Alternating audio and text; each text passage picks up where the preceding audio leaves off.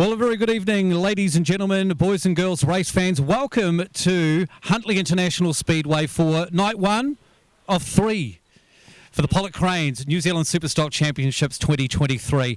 Whether you are here at the track or watching through the Pits live stream tonight, we are in for, well, an interesting evening with practice night. My name is Paul Hickey. Alongside me in the commentary crew tonight, we've got Barry Brown, but also Bianca Mudge. Nice to see you again. Nice to see you again, and I have to wish you a Happy New Year. I haven't seen you for a little while, No. so it's nice to be working again. I mean, we have to talk about the rain. Do we? We have to talk about the rain. What rain? There is no rain. Yeah, I mean, I said give us a minute, but here we are.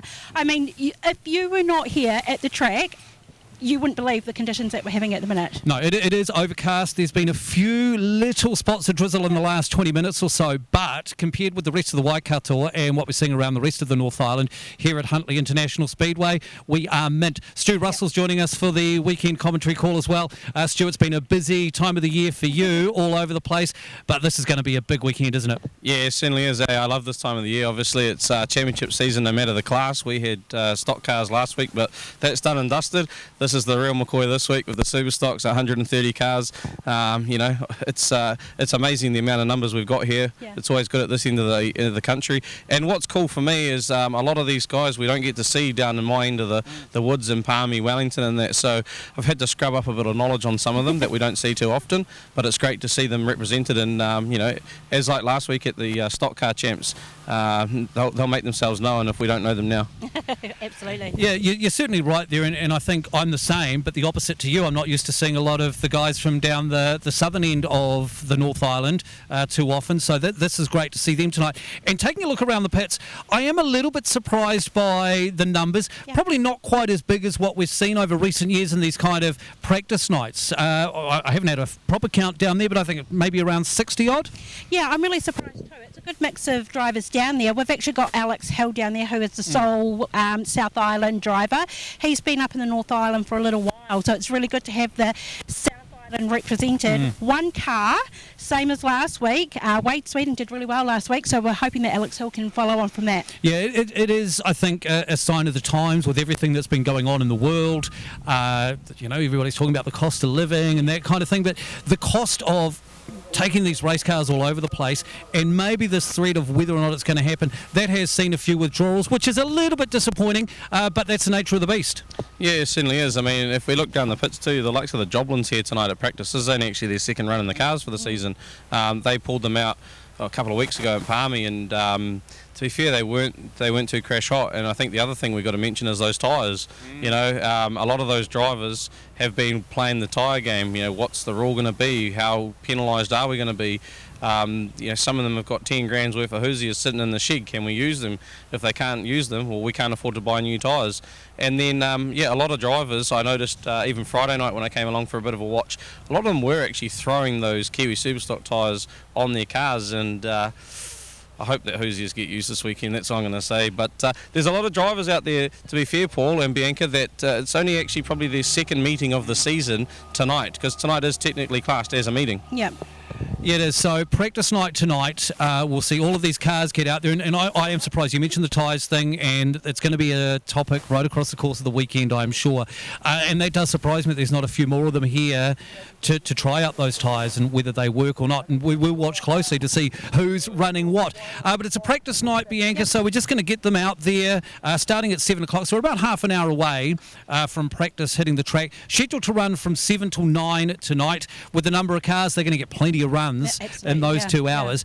So practice run for those guys. The real deal happens tomorrow night. And so for us, it's look at the way we've scrubbed up. It's kind of practice night for us as well. So I think we're going to wrap things up around about now for us. But we're going to do a few interviews and chats and just make sure everything is working A-OK for you tonight as well. So we're looking forward to bringing you practice night for the Pollock Cranes New Zealand Superstock Champs 2023. Barry Brown, Stu Russell, Paul Hickey and Bianca Mudge, we are here for you on the Pits TV. Let's go.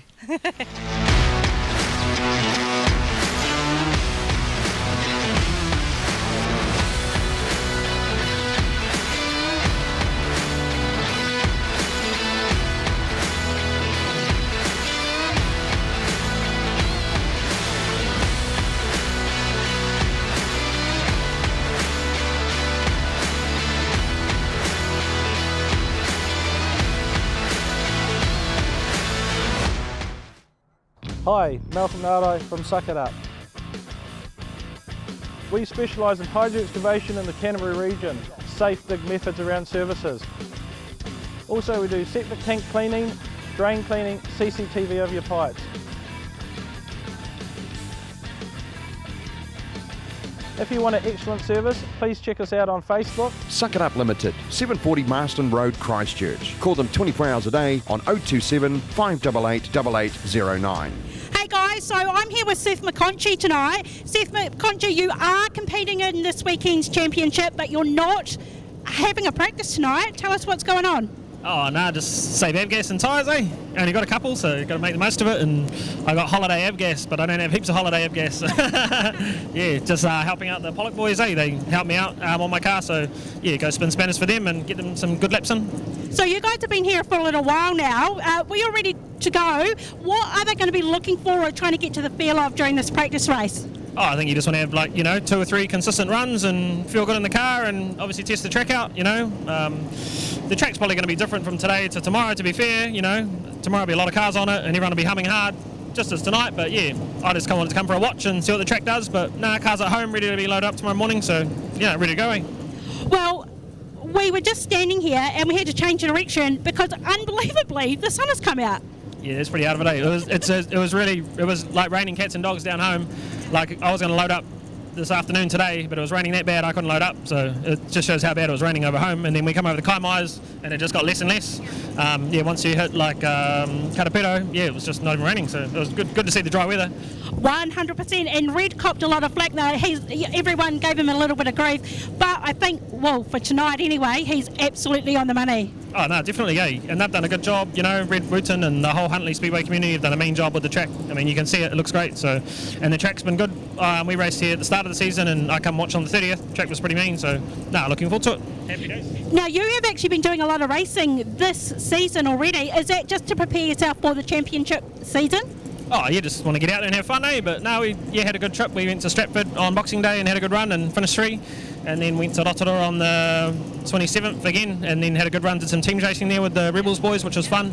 But yeah, just getting laps in and trying to get comfortable, get fast, and made a few changes thanks to Graham Barr Motorsport. So just trying to get that dialed in for the car too. So, it's humming, yeah. We seen you with the R on the car and I was like, oh my God, what gossip have we missed here? But it was only for the night. But I think the whole principle of that night when you had the R on the car was, mate, we're here to race, let's have some fun. Yeah, no, it was just an in-house Rebels thing, but Brent Stewart had to pull out because he was going to the New Zealand Stockies, and he's a good mate of mine, so he asked me to step in, and yeah, happily, I know all the boys, so it's pretty good. Yeah.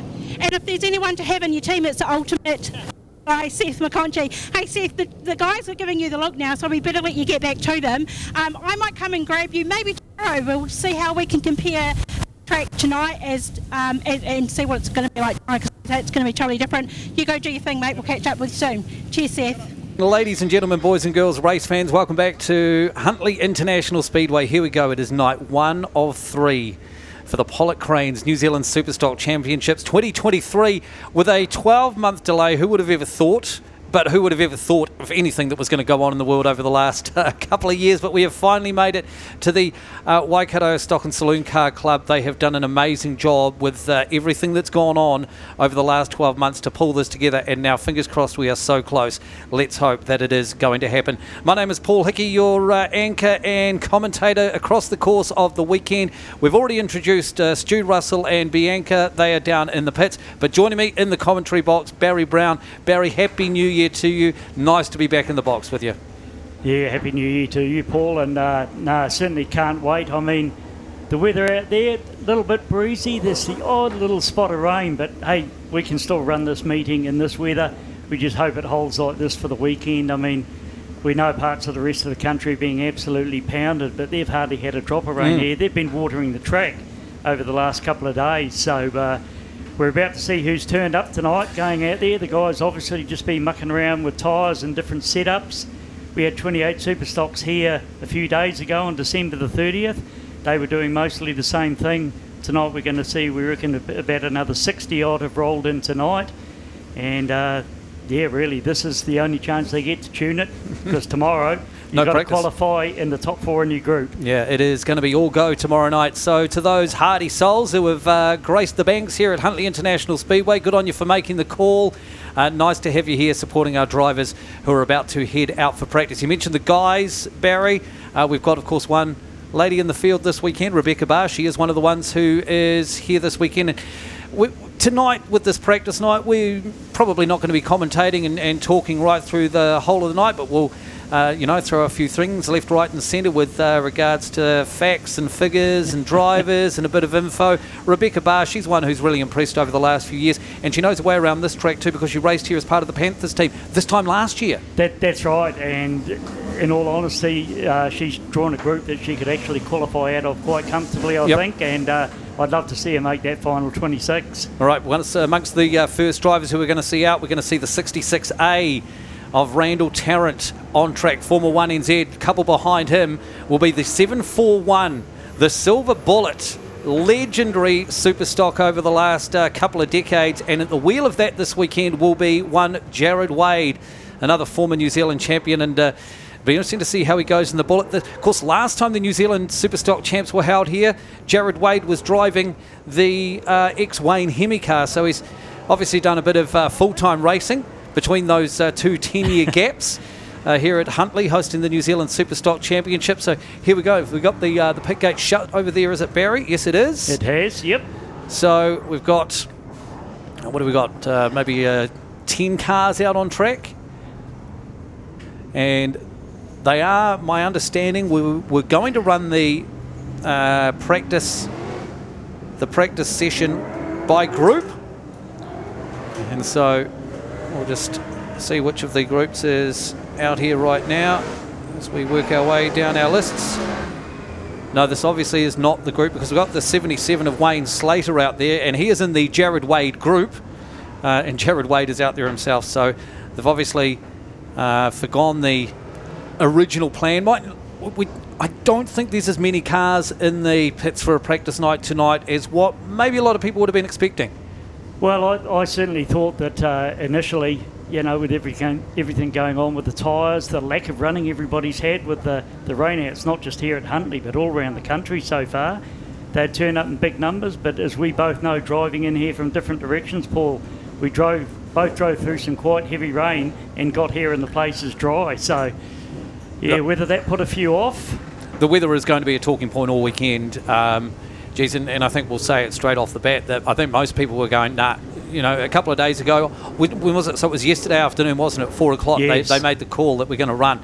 And I think probably 95% of people around the country were like, well, I'm going to have a weekend on the couch now. I'd actually planned an alternative weekend effectively because I couldn't see it happening. And now here we are 24 hours later sitting in the commentary box and looking at Superstocks driving around the Huntly International Speedway. All right, so we await the first green flag of the night, and it's we've got the 717 of Tyson Wootton first out on the track. Now,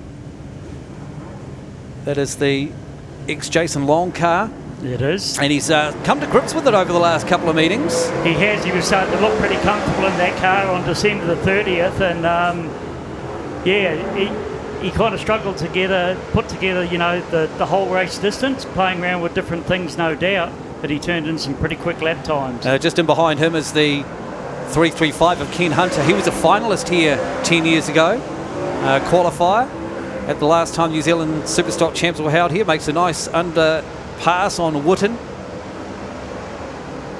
Sadly, we've only got 4 cars out amongst this current run who have their electronic lap scoring on, so we're not going to get a full lot of information for you with regards to who's doing the quick laps out there. But look, Hunter's certainly got some pace on. Jared Wade nips up the inside. Look at this, he's only a couple of laps into this car. I don't think he's had a drive, has he? Jared Wade I'm not the too Silver sure. Bullet? He must have done a meeting. Oh no, this could be his meeting possibly. Yeah, tonight is a meeting, isn't it? Yeah, so I don't know whether he's turned any laps at Wairarapa Park in it or not. So Randall Tarrant, the 66A, Formula 1 NZ, a couple of years back with that win in Whanganui, quickest car on track at the moment with a 17.088. See, we've got 5 cars popped up on the list now, so yeah, only half the field actually got their transmitters in or turned on at least. There's Gary Hunter in the 93 and Robbie Morris in behind him. So Tarrant's looking quick. Of course, we saw him last year when he got this new car, and I think Huntly was one of the first places he was coming to and visiting, and he won. Geez, I think it might have been 2 from 3 or 3 from 3 on opening night here at Huntly, his first time out on the track. So he is going to be one of the quick ones and one to watch, obviously already showing in those lap times. As Jared Wade looks up the inside of the 34 car, little tap into turn 3. Yeah, Tarrant just under 16.8, which is about as quick as anybody went on December the 30th. Lap records of 15.7 something around here at Huntly, and they were about a second a lap off the pace on December 30, so Tarrant immediately onto the same pace they were running here a few days ago.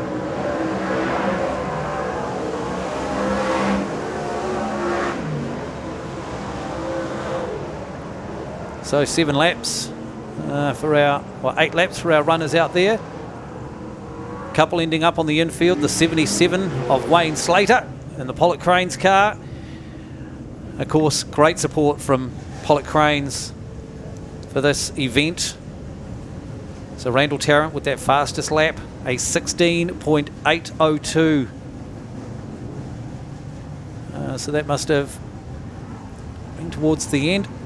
Yeah, we know he's going to be one of the quick ones. So a couple pulling off there. Yeah, the 2 of the H cars, 2 of the hometown cars, in the form of Wootton and Slater. And now, boy, we take a look out the back of our commentary position, and there is a huge lineup of race cars out there now. So that's it. They're here. They want to make the most of it. Officially, practice tonight, running from 7 through until 9.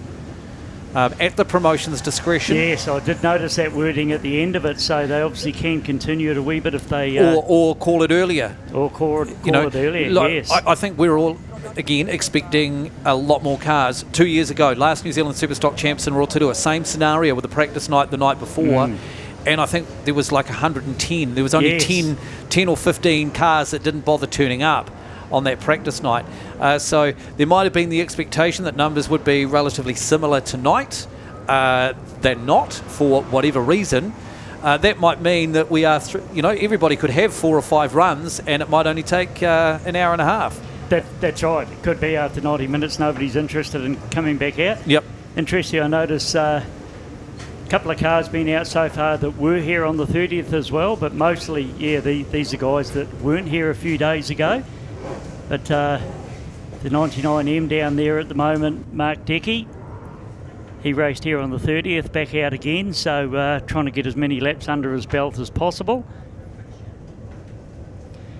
Red's out there putting a bit of water on the track, which probably anybody that isn't here or hasn't been here during the last couple of days wouldn't believe that.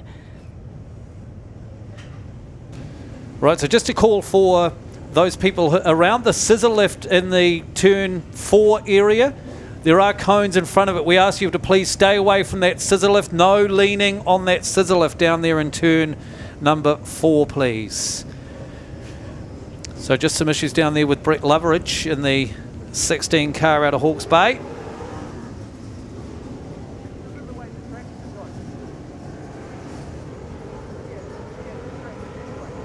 So a couple lining up right down towards the back, away from the rest of the grid.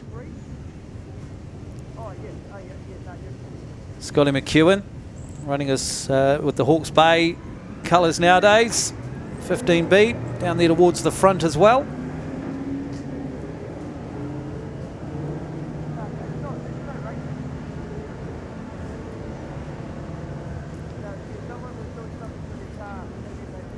So Aaron Alderton, 218 out of Huntly. Been kind of one of the lone rangers really for the Waikato track over the last couple of years. Yes, it's good to see a few other Superstocks out there this season now with an H on the side. And you look forward to the day when the Waikato Wanderers can field a good strong team again. Of course, quite a few of the guys are new to the class. They're not going to be immediately going out there Superstock teams racing. Quite interesting with some of these cars. The last couple of times I've seen them would have been like the Huntly teams meeting Palmy teams, Auckland teams, seeing some of these cars with their regular bodywork on. Yes. Well, World 240s last year still happened. But yeah, it's right. It's Been a long time between drinks, really, for a big Superstock field, and we're excited about it. New look for the Joblin cars this year. One to watch in this one. I've been really impressed with Todd Hemingway in the 99M. You kind of always knew that he was going to be good from his mini stock days once he got in something that he was comfortable in. So Josh Kahu, we're kind of starting down towards the back in the 88. So underway with practice sesh 2.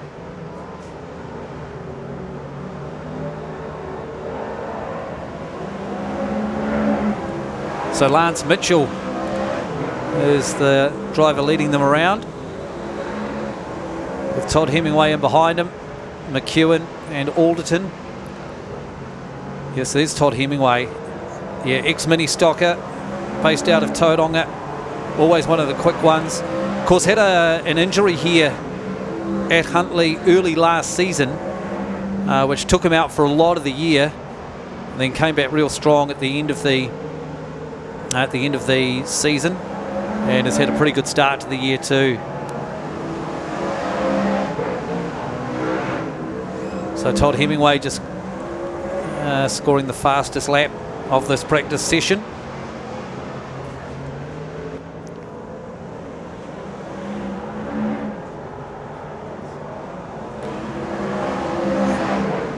So Adam Joblin out there in the 62P. Just off the pace just a little bit at this early stage. So of course it's going to be interesting. We'll be getting the guys on their pit reports to give us a bit of an update on who might be running what tyres over the course of tonight as well, if we can. Yeah, it will be interesting where the guys are experimenting with different tyres, different combinations of tyres.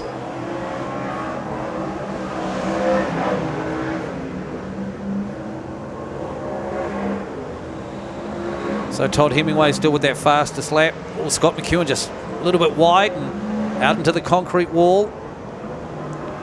Looking around the outside of David Lowe. White flag drops, one to go. Oh, and Hemingway gonna park it backwards into the wall. That's not what you want to be doing tomorrow night, that's for sure. See, that's it, look at that.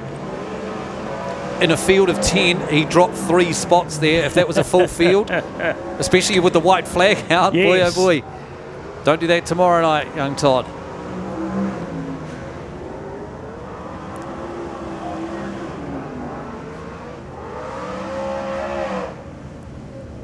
So you can see here what we are doing tonight. This is as part of our practice run. You can see the order here, and this is on the screen if you're watching through the pits TV. We're in best lap order, so it's not really first, second and third, is it, in a practice session? So no, we don't. So that's what we're looking to see, just lap times and who can do them consistently tonight. Bit more water onto the track, and we'll see more of these cars out on track real soon.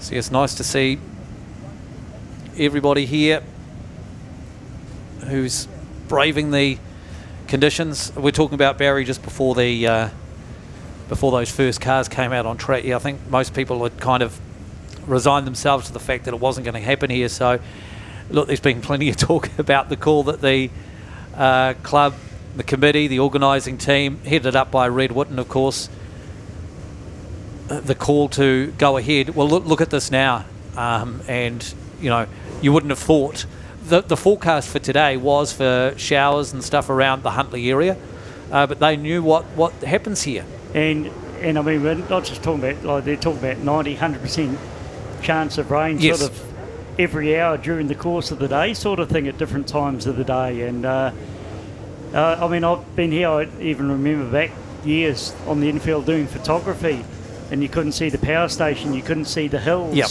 It was just raining all round, and they can still get a full meeting in. It's a strange little place, this oval, and it's what's been happening here for the last 3 days while other parts of the country have been pounded. They've just been sitting here making their decisions looking at what they've got. And yeah, you know, we had to drive through rain to get here. Got our sole remaining South Island entry, Alex Hill in the 95N out in this group. Yeah, good on him.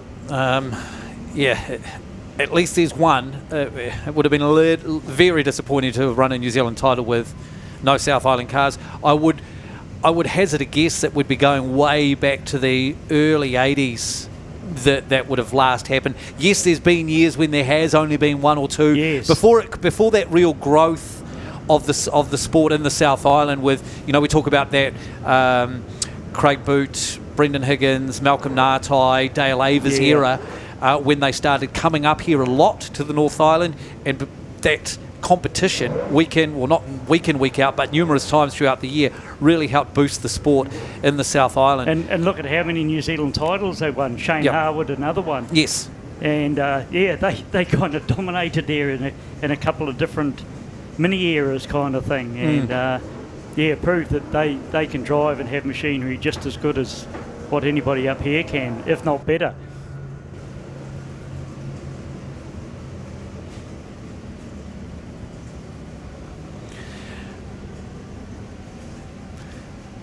All right, just a reminder, ladies and gentlemen, boys and girls, we are doing a live stream from the venue tonight with the Pits TV.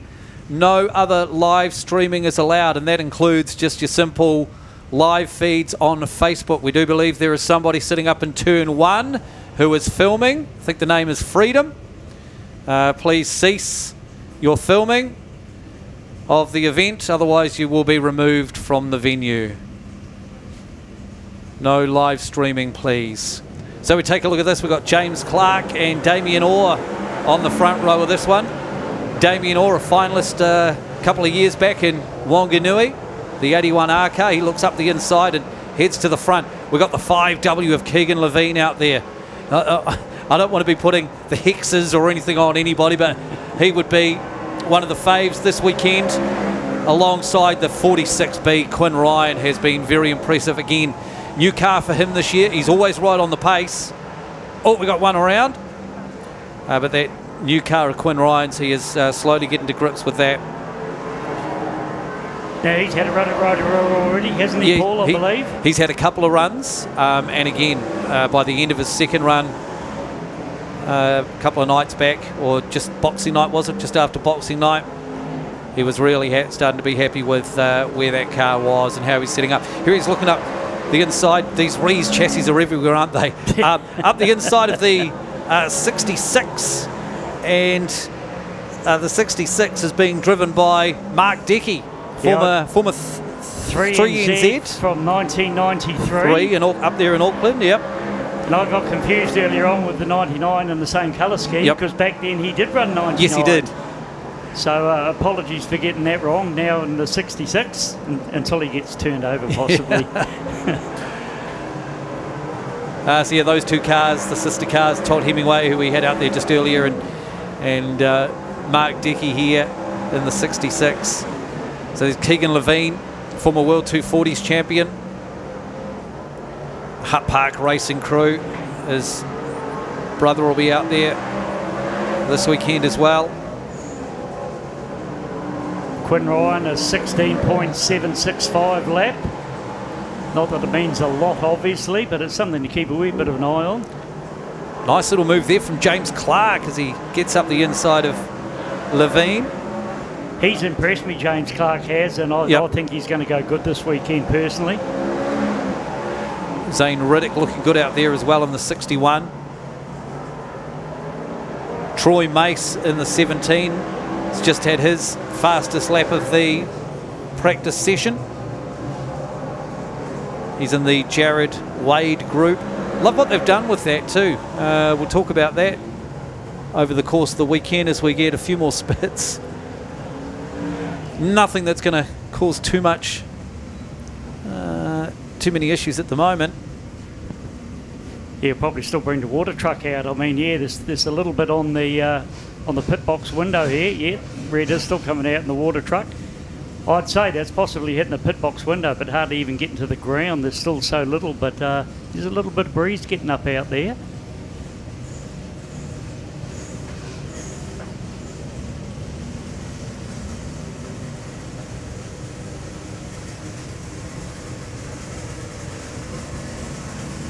So yeah, Barry, it's I'm just taking a look here. Damien All with the fastest lap in amongst that group.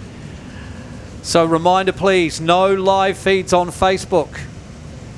Oh, okay. All right, just getting words fed into my ear. The Pits TV streaming on Facebook for the next 30 minutes.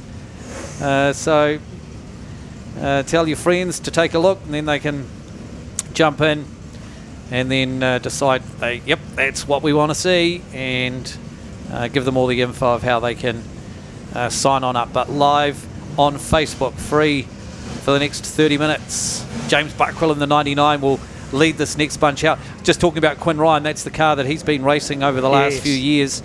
And James Buckrill, obviously his father owns, well, not obviously, you might not have known, but his father owns the car, and James has now come up through the ranks of mini stocks and has done a few of the lesser meetings, the club nights, etc. over the last couple of years, and now stepping into the big game. Now this one here, 94B, just coming out the pit gate a couple of nights ago. That was Dale Stewart as a 94R, and I'm pretty sure he was entered for the event. I'll have to go and double check that, but in that 94, just checking it out, it is Brett Kelly from Hawke's Bay in 94B in the car that was teams raced a few nights back in the Inter Rebels squad match at Rotorua. See Simon Joplin out there in the 72 in this one, and would be a complete surprise to see him win a third title either, would it? He's won 2 New Zealands already, 2 World 240s. He's a Grand Slam champion, he's won them all. That's right, he has won them all, but he's not lacking drive to win some more, so... And his brother's out there too, so we've got, we had Adam out earlier, now we've got Scott and Simon both out there this time around. Ethan Levine, the 46W, you mentioned Keegan's brother earlier on, he's out there in this group as well.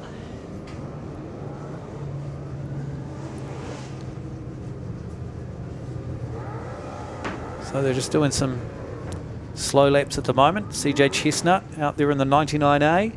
Yes, so there's the 38V. There's Zane Dykstra. Again, these are the Dykstra clan, for want of a better term. There's a few of them, again, isn't they've come on in leaps and bounds again over the last couple of years as well. The sport really is blooming. Well, you were talking earlier on, Paul, off microphone, obviously, but we'll talk about it more over the weekend. The number of cars that were here the last time the Champs was held and the time before. And so off the top of my head, I think it was 82 10 years ago. Yeah. And the first time it was held here was 70-something. 70-something, wasn't it? And we had almost 140 entries this time. Yep. We'll see how many turn up, but the numbers have blossomed.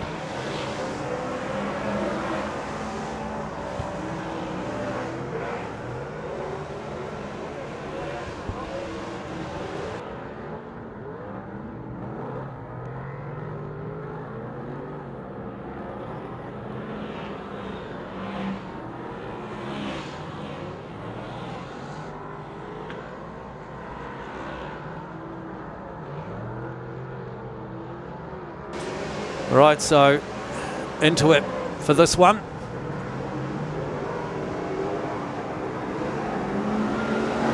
And it's Max Holloway who's leading the bunch. Bit of pressure on him from... Oh, Scott Joplin just gets a little bit wrong out there. We see Mig Rumney in the number 7, the black and white machine. Another second generation racer, his father Lyle Rumney, New Zealand champion back in 1995.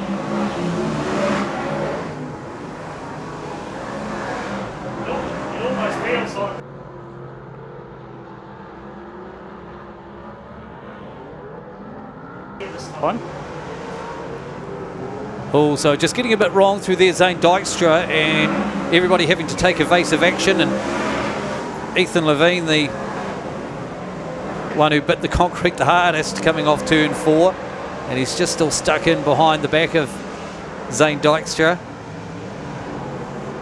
So there's Joplin out wide as he tries to chase down Holloway. into turn 1 and 2. Still Max Holloway in the 81 who leads the bunch. So this is practice night, the Pollock Cranes New Zealand Superstock Championships.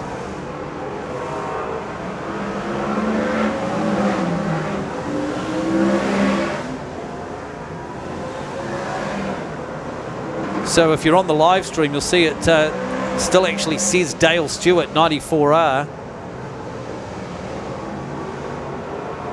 But it is 94B, Brett Kelly racing out there.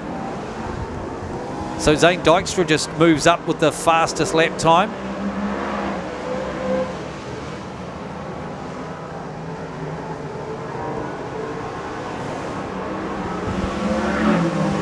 And the checkered flag drops.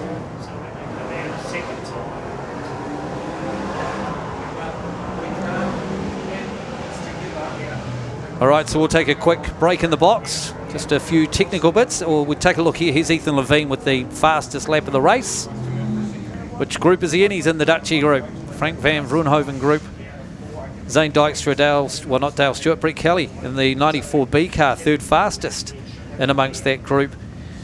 So we'll take a quick break. As we said, we've on our practice night tonight as well, just a few techie bits that we are working out and sorting out, and be back with you in a moment.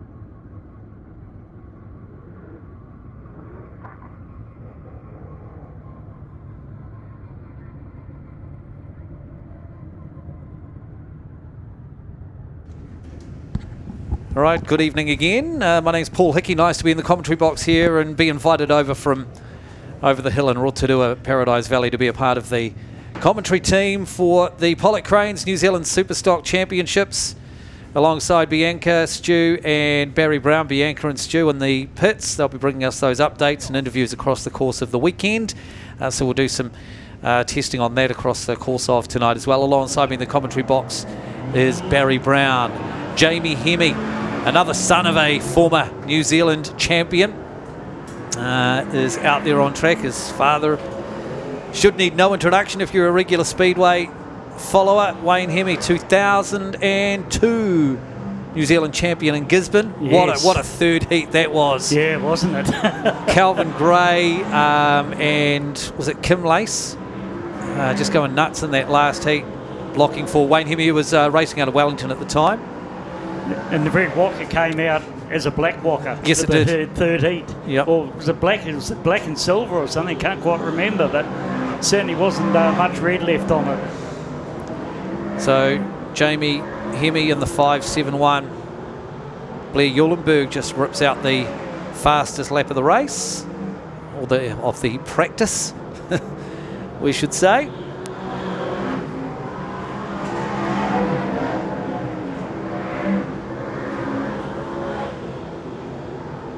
So there's certainly some impressive looking machinery around, isn't there, nowadays? And it's great to see them in full force tonight. Yeah, just looking at the 133S Tyler Walker. He's a New Zealand stock car champion back in 2019. That after that memorable third heat at Bay Park that we called, Paul. Yes. And yeah, getting pushed around the track, and he wasn't the only one. Getting pushed around by club mates towards the end. Very, very unusual heat 3. Yeah, it was certainly a massive race, that one, for that New Zealand. And I think, you know, we were talking about it the other night, Barry, when we were having a chat. You know, who would have thought that the New Zealand Stock Car Championship at Bay Park would turn into a smash fest? Oh, I'd never have picked it in a million years. No. And, you know, I've loved the sprint car, midget, super saloon racing and that there. The stock cars, I mean, they ran 36 cars, which you know is going to introduce a bit of action, but never thought I'd see anything like we witnessed that night. So we take a look at this group as they continue their practice session, or they've got a checkered flag falling now.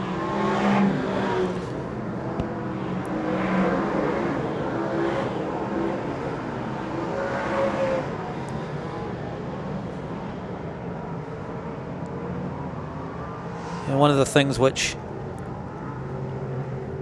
you know, has always been a big thing about Speedway, hasn't it, for, you know, so many years, is the family names that just continue popping up. You know, and there's lots of them that were just on our screen there. We see Paul Gaskin out there in the 6W car. Yeah, Trent James. Yep.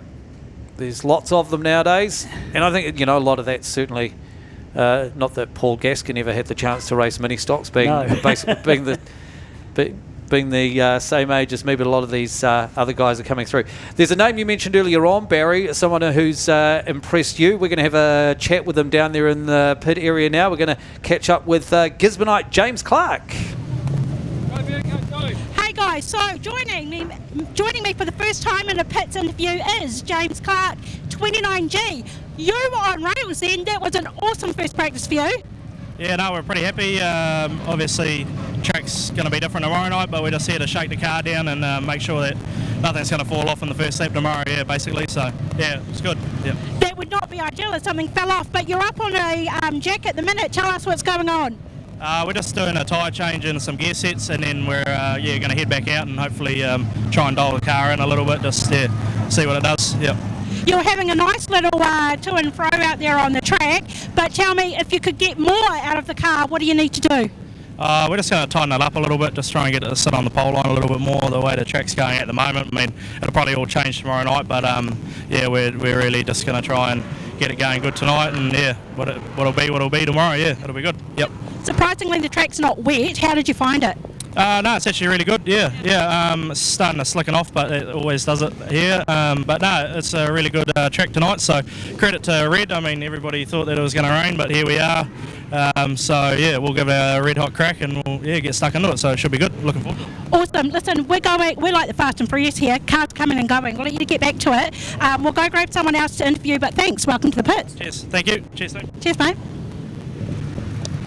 Okay. Talking about giving it a red hot go there, Paul, after he's just talking about the work that Red's put into the place. So I think red hot go could be the phrase of the weekend. It could be. He's certainly done that with the call, and see Tyson Wooten out, so we're starting to see some of the cars coming out for their second run tonight. Yeah, and I'm just taking a look out behind our commentary box, and they're all into their second run.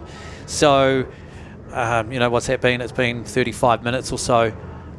So they will get, if they're giving 3 runs, we're going to be through in an hour and a half-ish. But certainly, promoter's discretion as it's described. There's Thomas Stanaway in the 87. This amazing knock-up job he did for the what was going to be the charity invitational meeting. His car was going to be used by one of the celebrity drivers. So they did up the special body for it. Of course, money from that meeting was going to go to the Starship Hospital and Ronald McDonald House. So they did a great job on the body, and great to see him giving it a run here tonight. It is. It's a couple of guys to keep an eye on out there, I think. Jamie Hamilton in the 9G, Wayne Hemi, the 591P. So, yeah, we've still got a few cars coming out for their first run, and both of those are going to be right in amongst it in qualifying tomorrow night. There's another one of these Pollock Cranes cars, the 7H of Thomas Slater. Pollock Cranes, major sponsor of this weekend's big New Zealand Superstock Championship. Bit of smoke already pumping out of the 115 car of Johnny Short. So, look at that coming off the back of Jamie Hamilton's car. Off the tyres. It's awesome. Tyson Wooten pulling to the infield already, so... he pulled off in the first one too. Did. He got a few laps in and pulled off. He hasn't even completed a lap in his second run here, so problems, unfortunately, for Tyson Wooten. So here we go, these 2 QTR chassis running fast out the front with Jamie Hamilton, Wayne Hemi.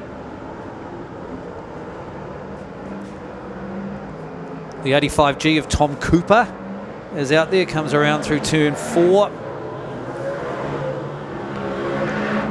And just in behind him, Caelan Mooney. And the 26. It has been pointed out, of course, that there is a few more than one South Islander running in the event. They just don't have a C or an N on the side of their car, of course. Yes. And we're seeing that with the 9G out there in this run. And yeah, you're right. Pulling away from Wayne Hemi at the moment too. Of course, the car Hemi's driving, I think, was the one that Jamie Hamilton drove last season. That's the one that Jamie... that's right. Yep, Jamie Hamilton is the ex... That's right. Jamie Hemi is the ex-Jamie Hamilton That's right, car. And Hemi got a brand new one, didn't he? Yes.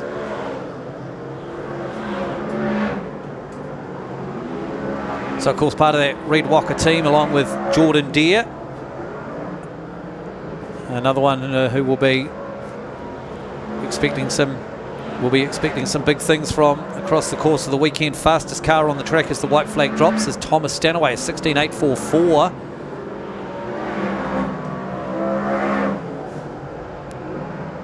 So Dylan Marshall just beating that time. 57V, so well, now Thomas Stanaway going faster again with 16.80.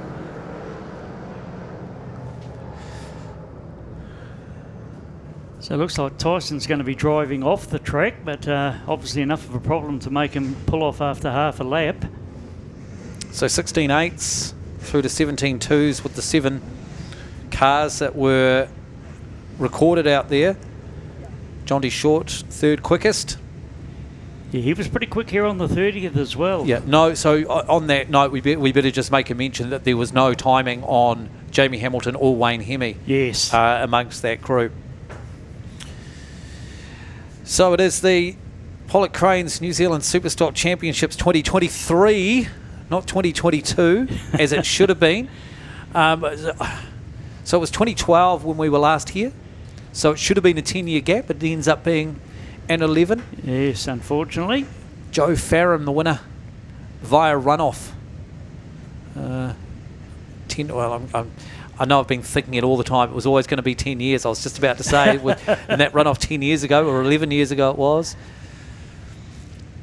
You know, there's been, of course, one of the unique things at Huntly as we come into this, the third time hosting this New Zealand title. 2 previous with those 2 different formats. Back in 1999 with the single race. Craig Boot coming from grid 11 in the one race final. He did come from a long way down, didn't he? He got turned around and in the qualifying. During the qualifying, I remember going the full length of the straight sideways, pushed by a big number of the field. It's a big night for those drivers. You know, when you think about it, they did their 3 qualifying heats and then the 20-lap final. Yeah, it was mega. It's a tough night for them, all right. And yeah, we had spectacular fires and all sorts of things that night.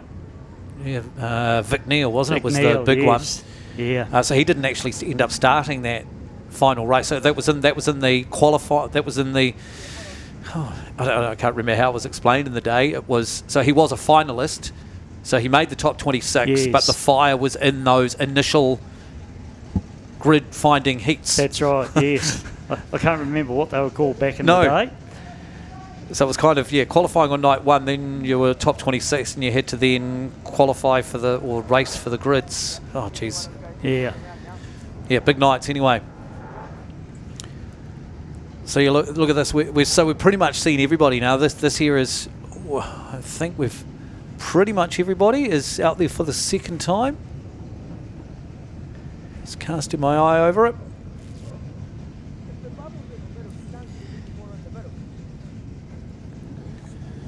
Yeah, David Lowe, he's definitely been out before. Yep.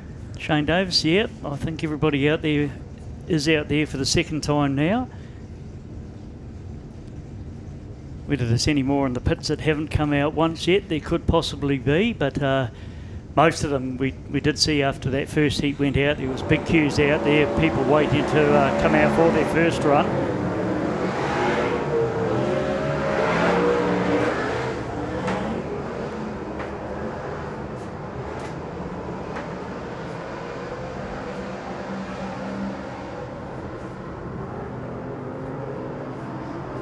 So Randall Tarrant will lead this group away. Simon Davis and then Josh Kahui. Robbie Morris there wearing his Rotorua Rebels wing. Just seen some interesting teams racing news pop up. We'll address that in a moment with a bit of downtime.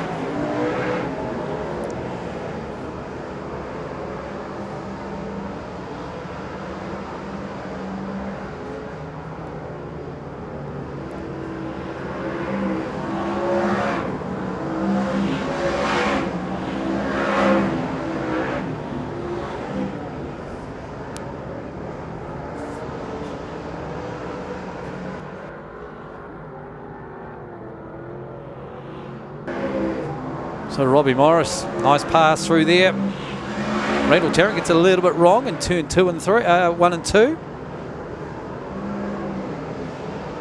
Max Holloway dicing there with Ken Hunter.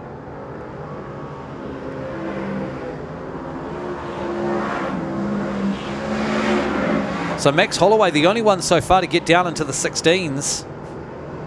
And as I say that, Ken Hunter does a 16.9.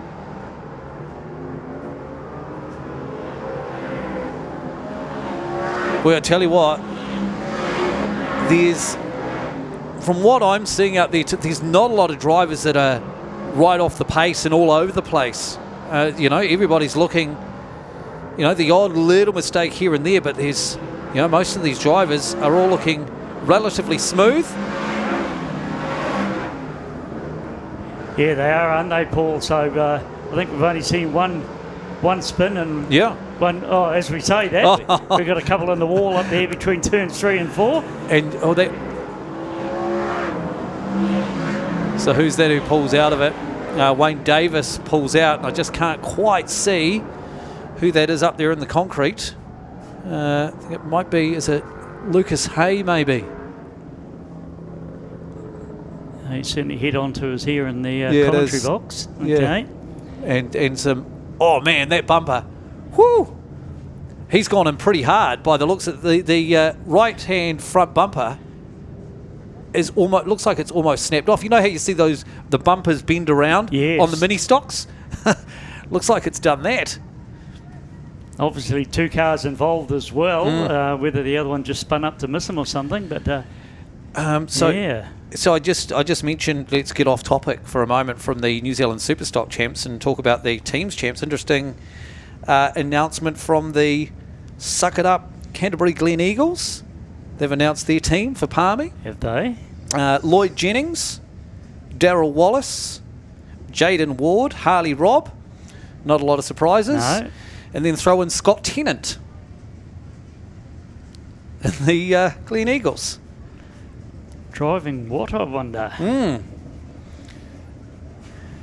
So, yeah, look at that. All that rain that was supposed to end up in Huntly. Who needs the rain when you got a water truck? Can make the track perfect. Yeah, no, Scott Tennant pretty much best mates with the son of the promoter down there at Woodford Glen. And, of course, he's got ties to the... obviously the Leach-built cars as well, we were talking about earlier on, and took one of those to 2NZ and New Zealand Stock Car Champs a week or so ago. And went very quickly, changed the 808A to a 2NZ for a meeting a couple of nights later, as I'm sure I would if it was me. Exactly. Look, and that's an interesting, that's another conversation too. Sorry, you weren't good. Anything else to say there? No. Like the 123 NZ. I remember there was so it came in the 1996 season, and obviously straight off the bat, you know, everybody was excited. Who was the 123? I think it was Lyle Rumney, Mike Johnston, and then who was third that year? Royden Collingwood, I think it was. So they were the first ones to run 123.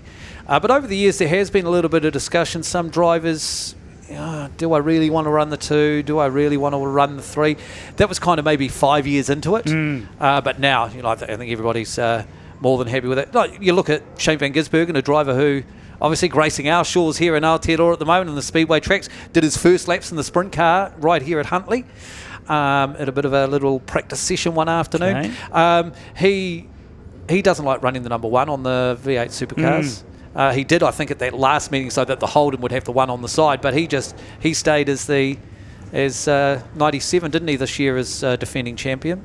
Yeah, I think it's a bit different too, because the same as in Formula 1, like they don't have a 1, 2 and 3, do they? Which we have across a dozen classes. Yes. All doing the same sort of thing. And I think it's good for the crowd, because totally. I know after the 89 champs in Gisborne, of course the 1, 2, 3, Dave Tennant from Auckland and the other 2 from here in the Waikato, so they quite regularly were on the track together. And you're sitting there in the stand or something trying to explain to people, he's 1 New Zealand, he's 2, he's 3, and they don't immediately stand out. So I actually like the 1, 2, 3. I definitely think it's a good idea. Yeah, and promotionally. I think it's certainly been embraced over the last couple of decades.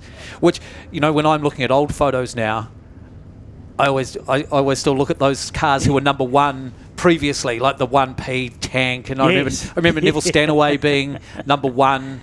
1R Bryce for Penn was a period. 1B for a long time. You look at so Bryce Penn did get to run the. Oh, he did twice, didn't? Did he end up, or did he run 1NZ, or did he retire immediately after winning? No, surely he must have run the 1NZ for a little while after his win in Palmy. I can't recall actually. He was pretty much a part-time driver by then, wasn't he? So. All right, so let's turn our attention back to the track, and we've got the same number of cars back out there again. They're out there for these second runs. Alex Hill, Ethan Levine, Aaron Alderton's there, Zane Dykstra, Zane Riddick, Rebecca Barr, Adam Joblin, Scott McEwen's there, Adam Groom. Didn't mention him last time out. He has been out there though. Matt Pickard in the 307. Another name starting to do quite a bit of travelling out of Taranaki, which is good to see.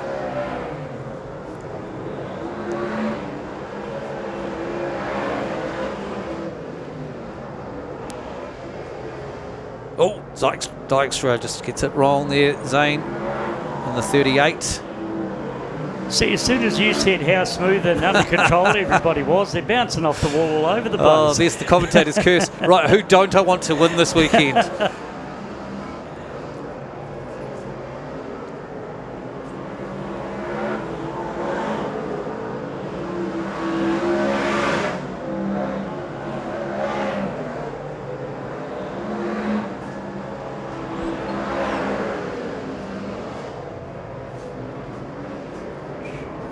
So Matt Pickard, 307k. Of course, I forgot he's registered here. Registered to Kiki now, not Stratford anymore.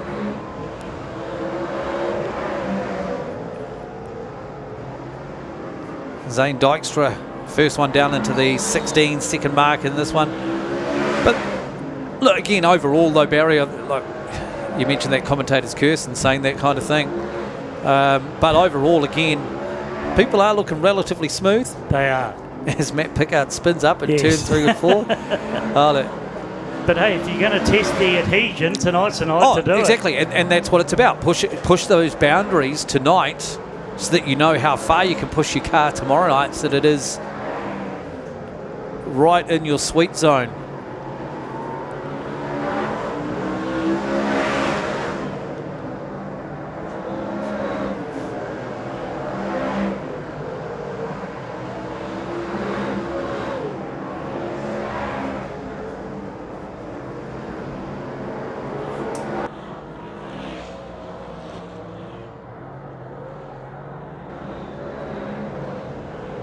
So checkered flag drops.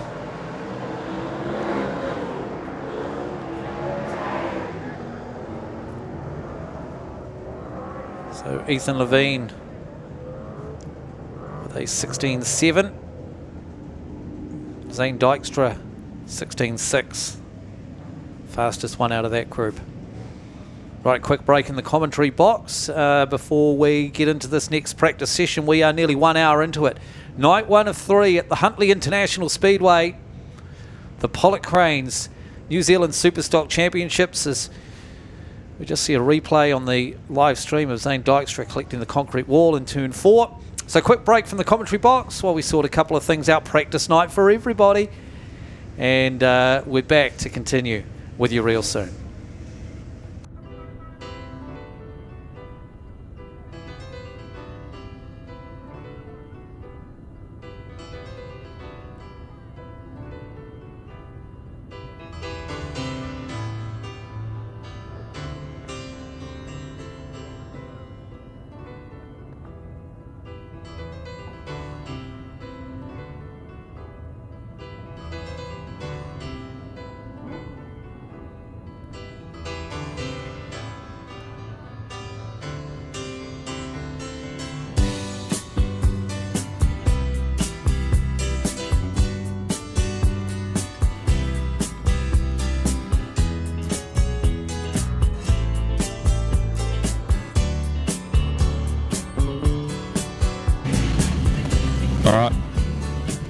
All right, we've got Thomas Slater here, the 7H Superstock. It's got the Pollock sponsorship because you're running Pollock Cranes these days, mate. Yeah. No, it's what me and the brother and the sister do. So, yeah, that's all good though. So you've got 2 Superstocks here tonight, but there's about 4 cars in the team, I believe. Yeah. No, we didn't quite get the 4th one here. The other one, it'll be here tomorrow, but the 4th one didn't quite make it from a couple of days. So another couple of days would have been right. But, so yeah. Right, now you guys are the naming right sponsors for this event, the Pollock Cranes New Zealand Superstock Championship. It's got to be a pretty special one, racing in your own event. Yeah. I don't know if many people have done that, but this is only our first year into it, so we sort of teed this up last year, obviously COVID, so we thought we'd give it a crack and see what happens. We've got nothing to lose, nothing to gain, so yeah, should be good. Out there and enjoying it. Yep. You've had a run so far. I see the computers are getting changed over in the cars or something like that to see what's going on with the 27 car. Yeah. 77. Can't keep up with the numbers. Yeah, one's got a bit of an issue there, so they're putting another computer in it now. So, yeah, hopefully we'll see what happens. Beauty. Hey, we'll catch up a bit more tomorrow night. Being the naming right sponsor, we'll talk a bit of business. But, enjoy the night and hopefully get those cars dialed in. Cool, mate. Cheers. I'll hand over to Bianca. Hey guys, so I've actually got 3 generations of stock car drivers coming in. They're coming slowly, they're trying to avoid me like the plague. We might just cut back to the racing. Keep going, Michaela, is that right? Okay, all right. Technology, I'm just catching up. So, guys, come in. I have got the 3 generations of tyres. We've got Ronald, we've got Brendan, and Jaden. So, at the moment, you're not... Where's your car, Brendan? You're not here tonight? I am. It's in the bus. Did practice Boxing Day, so decided to leave it in the bus and wait till tomorrow. Happy as with it. You've got to save... I guess you've done a lot of racing in the past week. You've just got to save your energy and the car's energy, right? Yeah, well, that was exactly it. I thought we just got back from Auckland from doing the New Zealand stock cars with Jaden and myself, and travelled home, got ready, come back again. So I just wanted a couple of days just to relax and get ready for the weekend if it goes ahead, if the rain stays away. How do you think Dad went? What's that? How do you think Dad went? Yeah, really good. He was happy as with it, and so how long's he been doing it for? So. Well, listen, but just between you and I, the amount of time he's been doing it for, he should be bloody winning this thing. Yeah, I think he likes hitting stuff more than he likes running, though. That's the problem. I think the only sensible one out of the 3 of you is actually probably Jaden. So let's go have a talk with Jaden. Jaden, you're fresh out of the stock car champs from last weekend. The highlight for me was watching you chase down Gary Lonergan. Yeah, just trying to have some fun, just had some bad luck all weekend, breaking a few parts, but it was definitely good fun being out there for the first time, and definitely a good experience. And tell us, Jaden, was it mechanical trouble you had or driver? Nah, just a mechanical problem with breaking an axle. Just broke it into turn 3 and 4, and just got unlucky on the next night as well, breaking another one. So you're fresh out of a mini stock. Tell us, you're gridding up. How were you feeling? Oh, it's definitely hard getting in the stock car. Definitely a big change, but it's just all about seat time really. So just trying to get as much racing as I can this season, and hopefully come back for New Zealand's next year stronger. Yeah, that's about it. Well, I'll tell you what, let's have a quick word with Granddad, old Ron Ty. Ron Ty, you've promised me no cussing in this interview. Pardon? Yeah. Hey, how did you find the track, Ronald? Oh, not too bad actually. Not too bad. I'm quite happy with it. That's why the car's gone back in the bus, and we'll see how we go tomorrow. You definitely found some pace. Do you think the car's got a little bit more for you? Oh yes, we had a problem with it. We have had a problem with it for all season and half of last season, and Chad, my engine builder, has done a beautiful job, and I think he's got it on the money. So we're talking about Chad Ace down here behind you. He built a lot of cars. He knows his engines, so he'll be able to help you, right? Oh, definitely. Chad definitely built my motor, and it is beautiful at the moment. Awesome. Well, I was actually surprised with some of the pace that you found. When I say surprised, I don't mean that as a derogatory surprise. I'm just surprised because it's genuine pace. Yes, and I'm actually at the stage where I would love to qualify tomorrow, and that's all I'm looking at doing, trying to qualify. That's all I want to do. So tell us, do you have a strategy? You're going to have both of you guys out here. If both of you make it through to the finals, and hopefully one of you or both of you do, who's going to help who out? Well, don't you think the son should help the father? We might just wrap it up right there, because Brendan didn't hear that. You and I will talk about that later. But guys, thank you very much. The tyre racing team, keep an eye on them. We'll let you get back to the racing. Thanks, Bianca. Yeah, real interesting. Ron Ty, what he said there about wanting to qualify tomorrow night. I think that's the aim. Genuinely, when you come into a weekend like this, qualify. You can be disappointed if you don't. Anything after that is a bonus. Especially now with the numbers we've got. Well, the simple fact is, we don't know exactly how many are going to be here yet, but we know the entry was sitting at over 130. It's going to be something around that. 26 are going to qualify. So, we might lose a few more cars perhaps. You're going to have 100 guys don't effectively. And, so there's going to be a lot more disappointed people than there is happy people, and qualifying now is just such a difficult thing to do. So let's get this right. We've got 6 groups tomorrow night for qualifying. Top 4. Top 4. And at the moment, those groups are sitting around the 20 to 22 mark? Yeah, they were around 21, 22. We just don't know what, whether a few more may drop out with the weather. I mean, if they're watching the live stream tonight, hopefully they're loaded up, ready to go and make that decision. But yeah, they're going to be groups of about 20, 21, 22, and 4 are going to qualify, 2 more through the repecharge. 6 times 4, 24, plus 2 through the repecharge for 26. And just so difficult to do. You got to string together 3 perfect heats basically. Yeah, you do. Yeah, there's really no room for error unless other drivers in your group are also making mistakes and having some errors. So Ron Ty in the Barry Featherston group tomorrow night. I don't know whether you play this game on the terraces or at home. Trying to make your picks. You're before qualifying night, looking through the groups and going, here's the 4 that I reckon. We do it in the commentary box every year. I did it in the program. Okay. Oh, you have. So yours is fully public right from the get-go. Mine will be in black and white. I went through and wrote it up, sort of pointing to a few names to look at, and then I thought, no, I'll have a go. Yeah. I even picked the 2 from the repecharge. Oh, really? That's brave. I can't remember who they were now. But Brad Cox said the Rotorua car 42. He's made the jump up into Superstocks this year. Just a bit of a nudge from Mig Rubney. Of course, he's into his 3rd or 4th year in the Superstocks now. Randall Tarrant out there, the former 1NZ. There's James Clark. We saw that interview with him earlier on.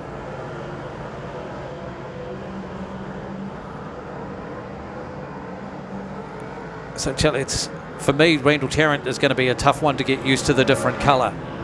This is the first time I've seen him this season. Obviously, you see pictures on Facebook and the like, but just so used to the old sky blue and pink with Randy T. Oh, a little bit of bump and nudge back there. Jamie Hamilton getting his way through past the likes of Dylan Marshall and Simon Joblin.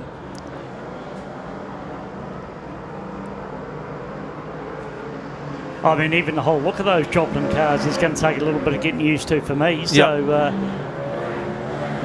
they do look very different this year. Now, notice we've got no time on here for Simon Joblin. I don't know whether he had his on earlier on. I don't think he did. The other 2, Scott and Adam, just their lap times just a little bit off the pace. I would have thought, looking at them, normally expect these guys to be right at the pointy end of fast laps, kind of about certainly down the bottom end of each of the runs that they've had so far. I think Stu Russell said that, basically turned up at the last Palmy meeting and didn't look that strong either, but you can bet they will become qualifying in the championship. Yeah, well, there's been numerous times over the years that all 3 of them have made the finals. And I suppose, hey, look, fast lap times are obviously important and doing it consistently. Yes. But it's that experience that all 3 of those Joblin guys have of picking your way through traffic and not making a silly move, trying to attempt a pass when it's not on and ending up with dare I say it, a flat right tyre. Yeah, well, that's something else they have to consider now, isn't it? Exactly. It's not just risking a puncture, it's which side of the car you're risking that puncture on. And if it's a lap from home, you can't actually limp home anymore. You might be able to limp home normally and maybe lose a couple of spots. Well, I had an interesting chat with Jason Long on the phone a few days ago. He's going to spend a bit of time, now he's retired obviously, talking with us over the weekend, be able to give us some insights as somebody that's never driven a Superstock competitively that neither of us have. Yeah, we've got no idea what we're talking about. And we're talking about a Grand Slam champion in Jason Long. And the first time I really interviewed him was Huntley here when he qualified, was wrapped, finished up upside down in the first heat on the first lap. And he said in later years that never would have happened because he just thought, I had to go out there while all the cars are together, pass as many cars as you can, aim for a gap that was never really there. And he said later on that never would have happened. But at that stage, He was all approaching it gung-ho. yeah, and didn't even see the first lap out of the first heat, and he was over and gone. And just made that point that in later years how differently he drove, and driving slower finished up giving him an awful lot of championship victories and a lot of podiums as well. Oh yeah, he is certainly right up there amongst the greats, I would have to say. And it's been a short, so like you say, 10 years in a Superstock, pretty much, or 11 seasons it might have been. So it's been a short career for him, but certainly full of many highlights. And one of only 5 drivers to have achieved that Grand Slam. Yes, yeah. And then you throw on the teams champs and teams as racing well, side of things yes. as well, eh? So looking forward to getting some of those insights from Jason Long over the course of the weekend. I tell you what, that is one thing. It's is there problems down there for Hemi? Is there Wayne Hemi, who's pulled out the gate and stopped? Just got the infield crew. I see an arm waving inside the car, so yep. I'm assuming he's. So that's not where you want to be stopped. It's a long way from the crews at that point. Okay, he's got a gear. Yeah, maybe it was just a gear selection issue. He signalled the track crew away. Maybe he just wanted to be last. Who knows? Possibly. Who knows? Maybe he wants to chase and. Well, I think we saw Jamie Hamilton do the same thing in his run just before this.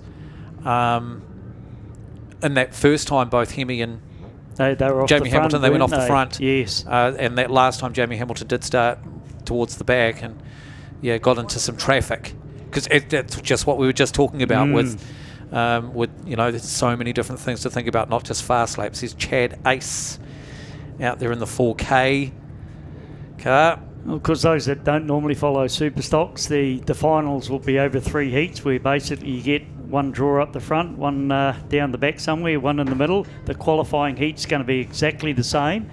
So at some stage, you're going to be starting off the front couple of rows, but accordingly you're going to get a start down the back couple of rows as well. And that's there's so many intricacies of it, but that's it. From the front, it's imperative that it's all about scoring points, isn't it? But from the front, you've got to finish at the front. And from the back, it's about passing as many cars as you can. There's no point coming home in 20th because you're not really going to finish in that top 4. No. Which is the important thing tomorrow night for qualifying, top 4. Yeah, because years ago, sometimes you only had to get in the top 6 or top 7 or something. Yep. Top 4 now due to the size of the field and the number of groups. So there we see we've got Mark Decky back out there in the 66. Max Holloway from Wanganui behind him. Again, 2 similar cars, similar paint and designs. Just a little bit of white, a lot of white on the Holloway car, but at a glance, from the side side, on, side on. Yeah, when you can't see the white. Because I was about to say we've got both the 66 and 99 out there originally. Yeah, front on, one car looks black, one car looks white, but from side on they both look the same in yellow. And it's Tom Cooper that's coming up behind them. There's Shane Malsop in the 71, just runs around the outside of Chad Ace. I think he's got some problems. He slowed off a wee bit. Blair Eulenberg was pretty quick out there. I think he had the quickest lap time in his last group. So we go, Adam Joplin's out there in this one. And 17.7 is his best time. No lap times from Hemi again, but I did notice he was bouncing a wee bit, but lifting the left-hand front going around turns 1 or 2, so he's certainly pushing it this time.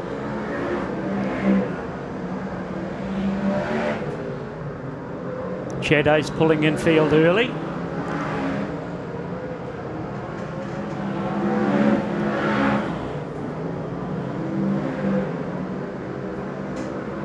He's having a few issues, Chad Ace. He's back out on the track now. Because you wouldn't be able to do that tomorrow night. Come off on one straight, go across the infield and rejoin on the other straight. Well, in theory, can you actually do... This is still a race as such, isn't it? Yeah. It's a rule. He may get a little slap on the wrist for that, perhaps. I'm not too sure. Problems out there for Kane McDonald. Just the whole back end, he's pulled off to the infield. Whole back end of the car looks like he's dropped away. Got some issues there.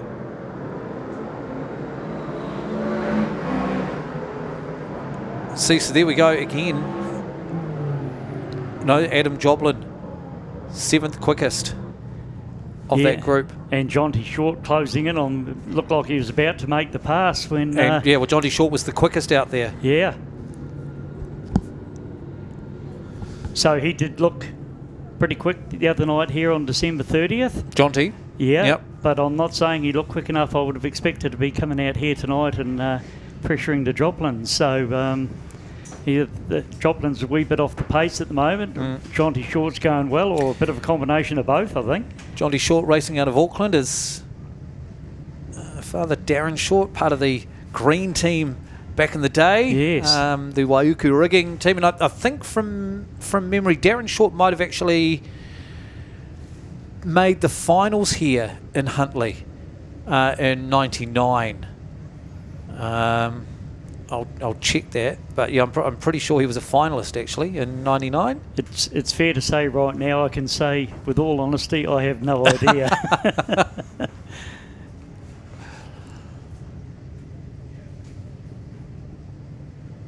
1999. That's a millennium ago. Yeah.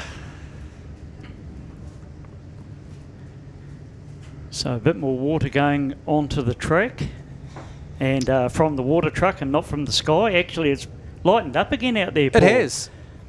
It really has. Unbelievably. The wind's picked up a little bit as well, which, you talk to some of the team from Huntly Speedway, and that's, one of the things I was saying, as long as that wind keeps blowing. And then there's the pros and cons of it as well. Like thinking tomorrow, we'll run through for those who are at the venue and those who are watching the stream tonight and are then maybe going to be coming along tomorrow. The timeline for tomorrow, just looking for that now. Gates opening at 4 p.m. tomorrow afternoon, public gates. Because the vehicle checking, scrutineering, just over in the mine, across in the old mine there. I'm sure that'll all be well signposted tomorrow morning. So the pit gates open at 2, and look, and I know this after many years of experience. Obviously, a lot of people just come along as soon as the pit gates open and wander up to the terraces and get their favourite spot. So, the weather the way it is, a lot of people will say, well, they'd rather a little bit of wind and a lot of cloud than spending 7 hours in the sun on the terraces before racing gets underway.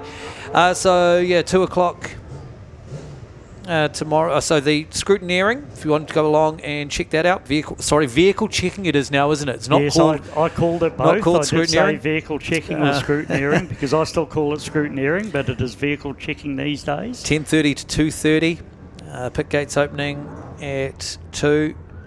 Just like tyres aren't illegal, Paul, they're non-compliant these days. Yes.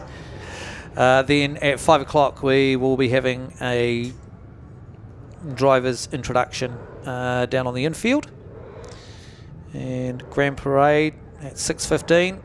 Racing getting away at 7 o'clock sharp tomorrow night.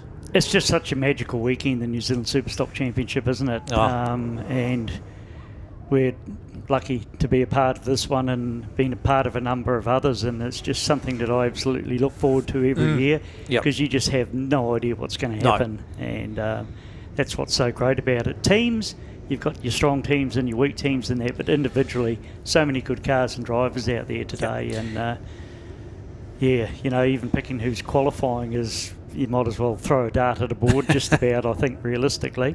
I've probably just jinxed 26 guys by picking them in the souvenir program.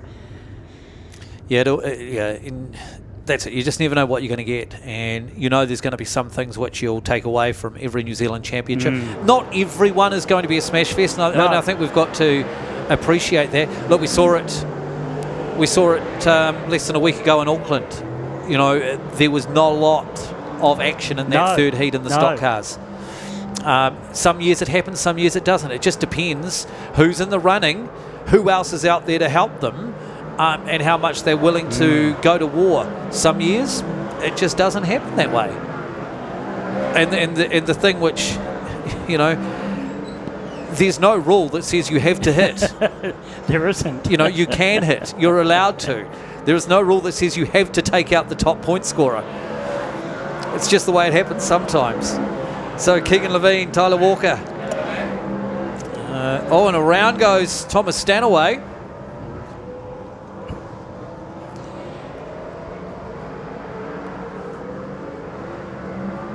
I think we might even drop this into the commentary, Paul, that we've got all the merge points and everything winning, considering that for the New Zealand Stock Car Champs a week ago, they didn't even have the points working for the commentator as they accumulate over the 3 heats, and it's been a problem with this MyLap system for the tracks running big Superstock and Stock Car Championships.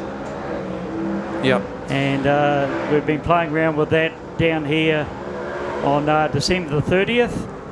Got a lot of extra screens and things set up here, and we've just kind of been experimenting with it a little bit during practice, and really, really good to see those accumulated points showing up on the screen. Going to be such a big help for us in commentary over the next 2 nights, and getting that information out quickly, unofficially to start with, obviously, until the referees have had their say and the such like.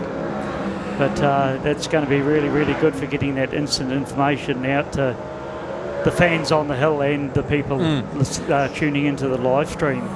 And, you know, and that's like we say, we've been saying it a couple of times tonight, it's a bit of a practice for us tonight and for all the officials and the staff on track, just fine-tuning a few bits and pieces. And yeah, that was something which, look, I've been unashamedly vocal in my dislike for the MyLap system since its introduction last year, but I can see the potential in it, and it was just getting it right for what we want to do with New Zealand Speedway, because with this accumulated points thing, it's something which by all accounts has never been thought of before to put into the system, because what we do is so unique and so different.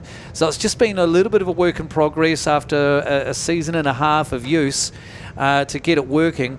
So confirming that we do have that sorted. We can also bring up the overall practice lap times tonight. So if we can just skip across to those lap times, so we can tell you, we've been talking about the fastest lap in each run. So we just saw Tyler Walker a 16.855, which was the fastest one in that run just before. And I'm just need to wait for it to scroll through here. Won't be far away. 51 cars too it is, by the way, that we've had out here tonight. So is that Damien Orr with the fastest lap of the night, a 16.688. So we've only had 16 cars get down into the 16s.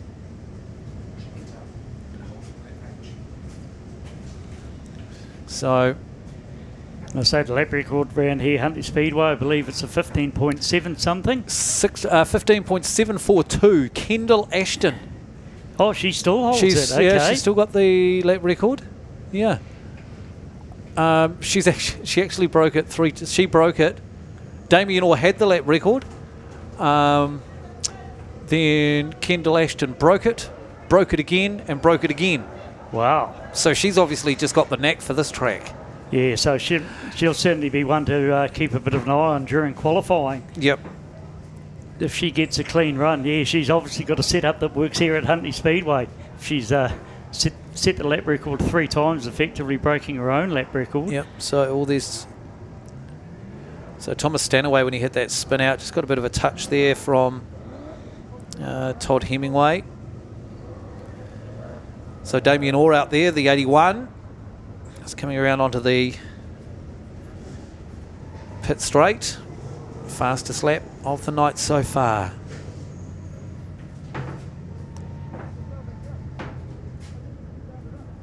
So there we go. We've only got 4 cars on the track. We've got vehicles leaving the venue. As we say, we saw the chat with Ron Ty earlier on, and he's already parked it up. A few more out on the track now. We've got none lined up on the dummy grid behind us, so we could almost be coming to the end. Everybody might be relatively happy. Maybe not too many more. I have a text here saying it is scrutineering, not vehicle checking. That we went back to calling them scrutineers did again, we? so therefore it's scrutineering. Okay. I don't know whether this is an opinion or a fact, but you can have a chat with your stepmother later on.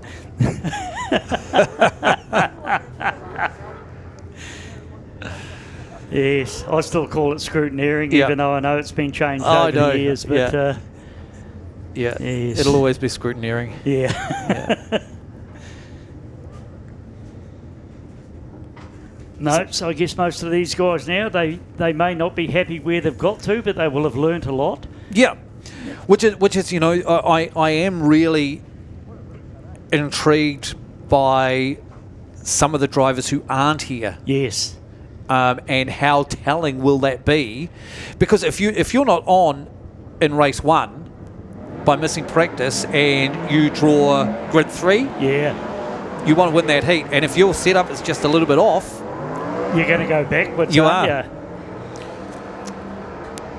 Interestingly, Damien Orr, who is the fastest of the night so far, has decided to go out again. Yep. So that's interesting. Todd Hemingway. Now, see, I think Todd Hemingway was out in the last run, or was it the run before? So he's pretty much come out one gate and back around for another one. No, it is scrutineering. It's a fact, not an opinion. Apparently it was her remit. There we go. So, yeah, scrutineering tomorrow, not vehicle checking. Whatever you like to call it. It's over the back in the old mine.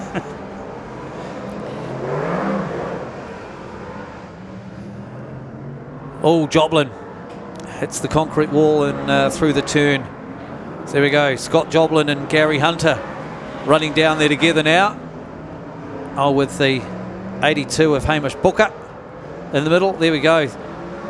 3 big names from the past as parents. John Booker, the late Barry Hunter, and of course Russell Joblin, 1986 winner of this championship. So Scotty's had a couple of times on the podium at this New Zealand title. Yet to nail the number 1 though, like his brother has a couple of times. Yes. Had a couple of World 240s wins, so obviously has the talent. Also has two New Zealand TQ Championship victories. Yes, he does. So he's a 2-time New Zealand champion, but not yet in the Superstock class. But could do that any year without surprising anybody. I remember him turning up in the Superstock at Woodford Glen in his first season, and he was fastest on the practice night down there. Just blew everybody away. Out of a TQ into a Superstock and beat everybody on practice night.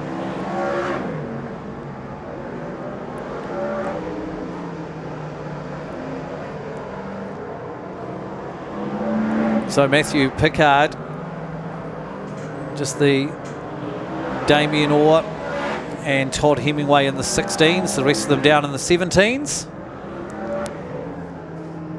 Just looking at problems there for Thomas Slater. What great sponsors when they finish up going out and getting a couple of Superstocks. And 2 of your main sponsors, the Slaters from Pollock Crane Hire and the 7H and the 77H, painted up in their own colours. There's another one too, isn't there? There's 3 of them. 17 as well, I think it is. There could be. Yep. Because Kerry Remnant running in those colours as well. Yes. And I think Ross Ashby too. in the tank. Yeah. You know, great support from Pollock Cranes. Obviously one of those families that have been involved in Speedway for a long time. Yeah. And they've just done so much for this club in the last couple of years, right through COVID and that. And they're obviously out there in the cars at the moment, nobody up in the box, but yeah, just can't thank Pollock Crane Hire enough for what they're putting in this season. They're sponsoring the New Zealand Stock Car Teams Championship later in the season. the Superstock Teams Championship, which got rained off in November, that will now be held on March the 4th. So they're sponsoring one big stock car meeting and 2 big Superstock meetings here at Huntly this season. They've got a bunch of cars out there in their colours, and they're just fantastic support. So a few more cars on the grid, on the dummy grid, a bit more water on the track. We'll take a quick break, and I think we might be rounding things out slowly but surely for the night with a couple more practice runs. All right, back underway here at Huntly International Speedway with another practice sesh. Troy Mace leads them away in the 17K car. Brett Kelly in the 94X Dale Stewart car. Keegan Levine, Jamie Hemme, James Clark, Lucas Hay back out. He's got that bumper repaired after that collision with the turn 3 concrete. Chad Ace is there. So let's see if Chad Ace can clock in some hot laps. Didn't look, obviously some gremlins in the 4K car in that earlier run. Oh, Levine runs right out wide. Problems in the for the 16. He's slowing off too. Brett Loveridge. I'd say Chad Ace is definitely having some more issues by the looks of it. Fastest lap for 20 for Chad Ace. As an engine builder, he's not going to be happy with that, is he? So we know that car capable of much, much faster than that. And the driver. Oh, yeah. The former 4NZ. Yes, he would be, wouldn't he? Oh, and Hemme hard out into the concrete wall. I think if I qualified and then went out on the first lap of the last heat, I'd be happy to count myself as 26 NZ, quite frankly. Just qualifying for these events, such a huge thing. And much bigger now than even a few years ago. The numbers have just grown so much in the last few years. Yeah. Oh, and who would have picked it? Like, I remember 2 years ago, or 2.5 years ago now, isn't it, when, you know, the pandemic first started, yes. And it was kind of like, oh boy, it's going to be the death of Speedway, you know, with businesses shutting down and the cost of these cars to build them, to own them, to run them, then to maintain them, and then the travel was like, boy, and it was right at that point where you think, man, it's just exploding numbers wise. After that New Zealand, the last couple of New Zealand champs. But no, it's continued to stay right up there. Flat tyre for James Clark, so he pulls off. So I think the record, isn't it, it's still held by Palmerston North, I think, for the biggest entry field for the New Zealand Superstock champs. We'll check that one out. I'm pretty sure it is. We'll check that out.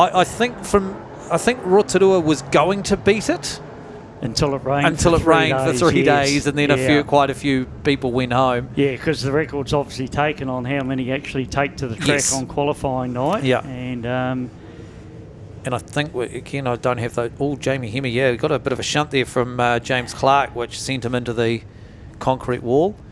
I think it was 133 that ended up on track in Rotorua at the last New Zealand champs 2 years ago. So Callum Flavel's raced with it on his stock car, and that goes right back to probably 4 or 5 seasons ago. He's had it on and off over that period. Obviously the Rees race team, through everything that they've done and developed and attempted over the years, always thinking outside the box and outside the square. Always. So they obviously consider that it's A-OK, or was it just for show? Who knows? All right. So are we going to do that? All right, we're going to go to an interview, and we've just been talking about the 1NZ of Asher Reeves. We're going to go and have a chat with his brother, Ethan Reeves, right now. All right, we quickly grabbed Ethan Reeves, mate. He's just literally rolling to the pits. But Mate, just come for a geeze at practice, see what the track's doing, I suppose. Yeah, come for a look at and see what this weather's up to, but it seems to be holding off at the moment, so hopefully it carries on for the weekend. Yeah, well, it was pretty good, and there was a bit of sun out until you guys hauled in the pits, mate, so I think you might have dragged something with you. Great weekend last weekend, obviously, with the stock car with Brittany, but it's all focused on you now this weekend, mate. Big job ahead. You've had a bit of success at this track before. Let's see what we can do for the New Zealands, eh? Oh, yeah, I mean, I'm always a fan of New Zealand's, but I mean, it's what it is, end of the day, eh? There's still 26 cars in my group that can qualify, so we'll do what we can and go from there. Yeah, mate, hey, I'll let you go check out that track and see what the cars are doing, right? We'll catch up tomorrow. Yeah, thank you. All right, here we go, back on track, and it's Max Holloway who leads this group. Shane Malsop started right down the back for a bit of a clear run this time around. Jonty Short, now we've mentioned him a few times, he's been right up there in the quick laps tonight. So he's out there again. See, I think there's been a couple who've only had that one run, Barry.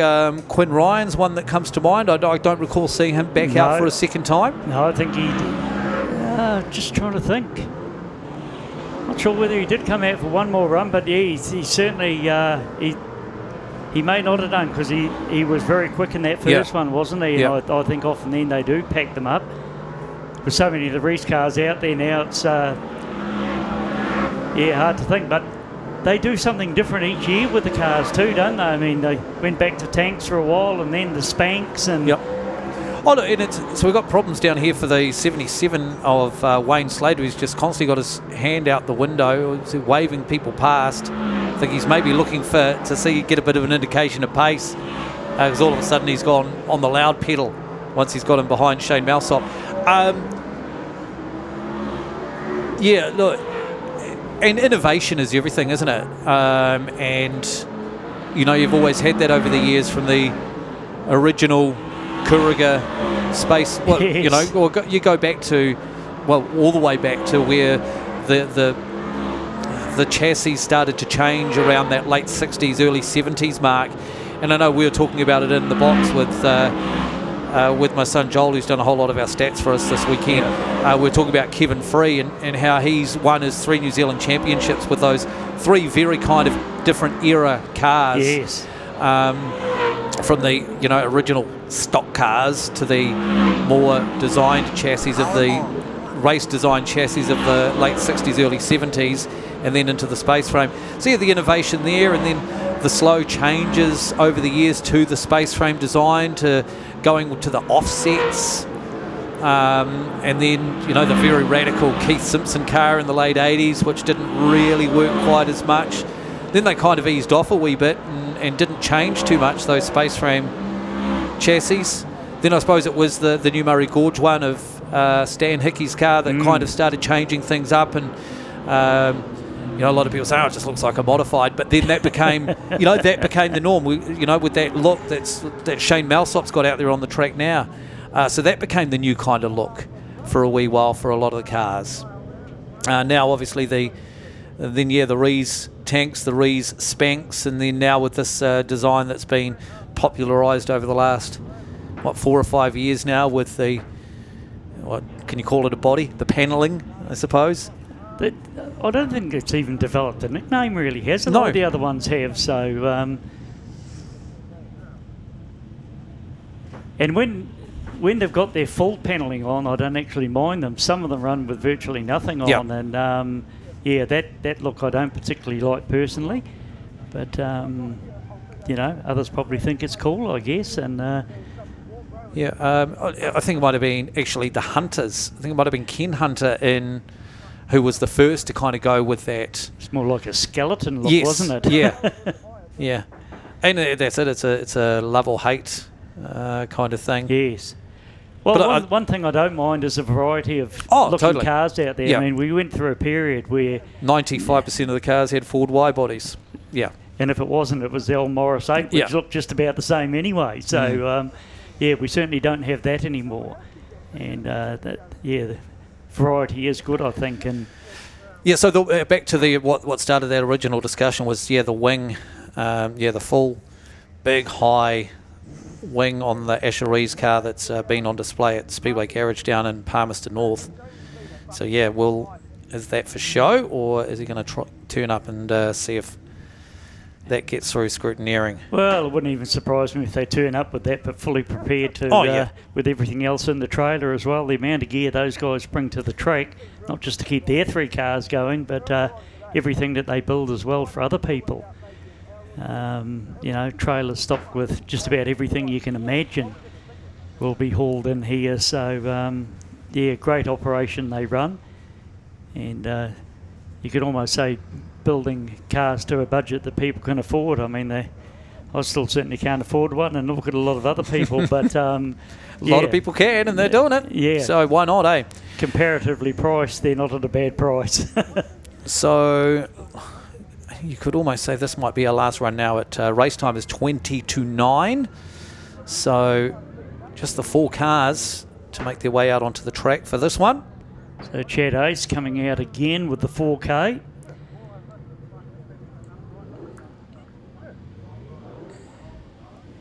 Yeah, with having seen so little racing, I mean, other than the December the 30th meeting at Huntly, this is only the second meeting I've got to this season.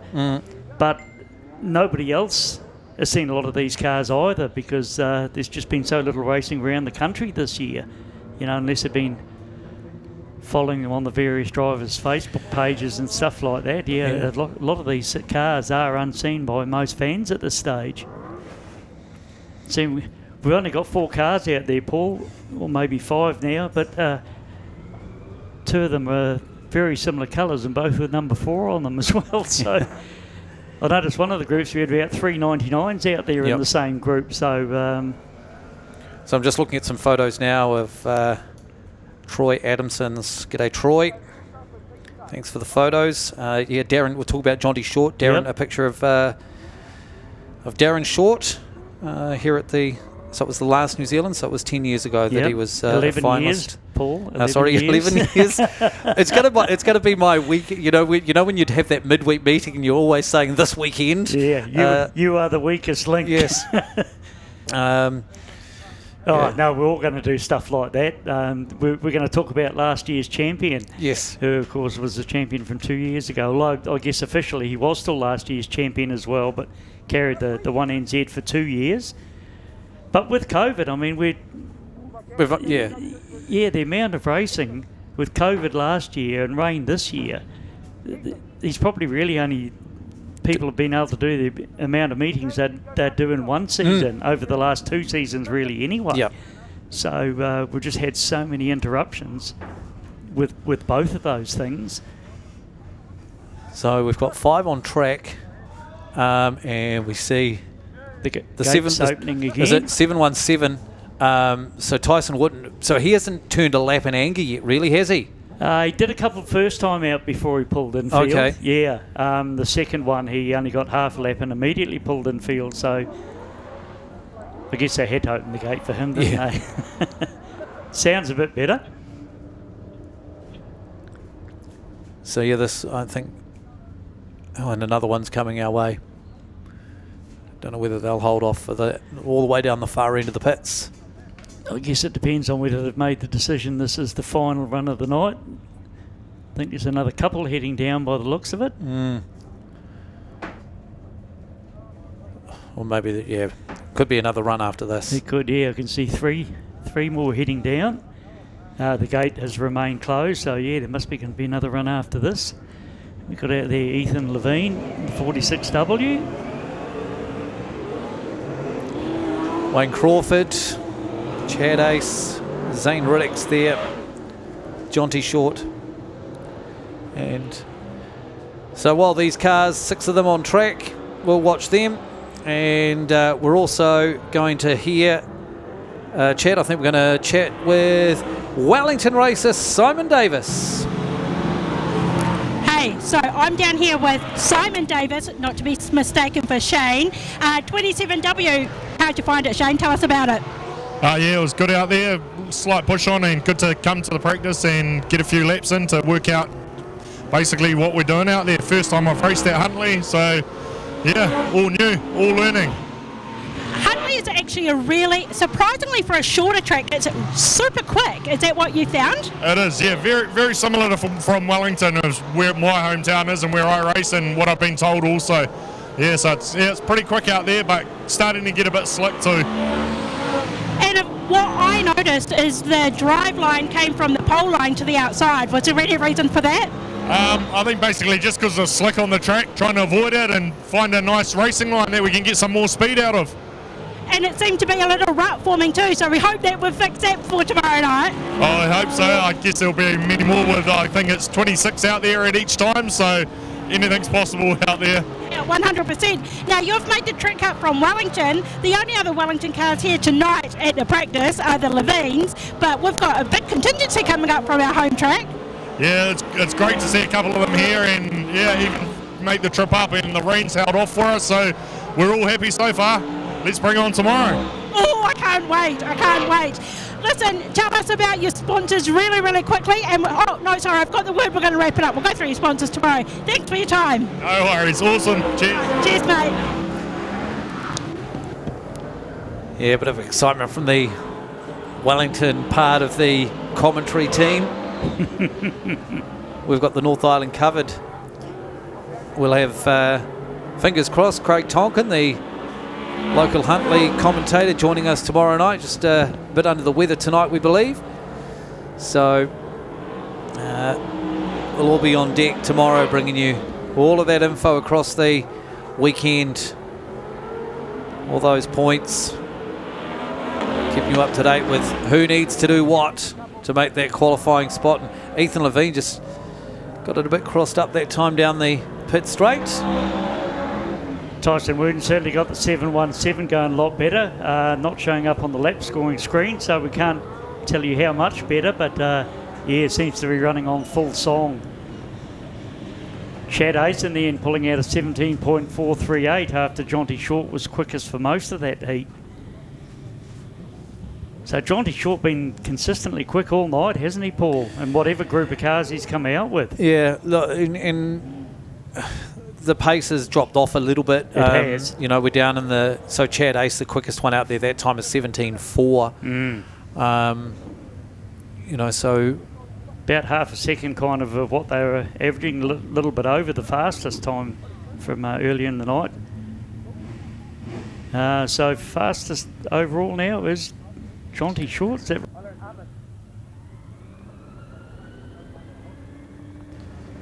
Yeah, there we go. I think that's... Yeah, so Jacob Buckrill now, 16.597 from Zane Dykstra. Damien Orr knocked off his perch down to third. Counts for absolutely nothing, but it's always a little bit interesting to look at. So yeah, we're just talking about how Jonty Short's been pretty quick every time he's come out with whoever he's been against, and was quick again in that one.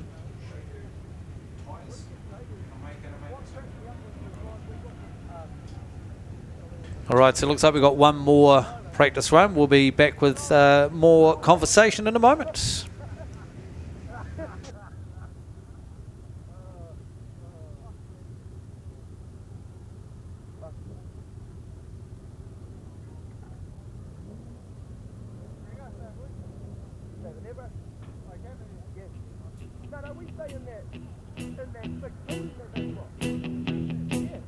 When I wake up, well, I know I'm gonna be the man who wakes up next to you.